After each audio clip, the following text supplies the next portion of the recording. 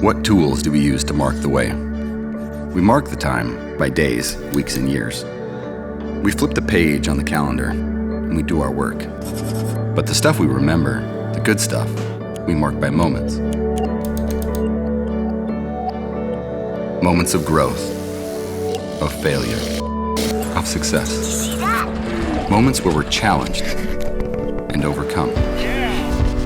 The kind that get dirt under our nails and fire in our hearts. The kind that we never forget, even as we forge ahead.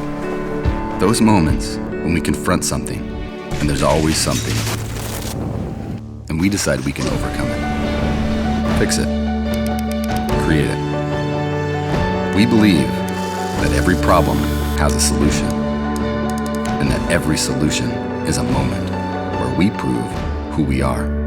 These are moments made.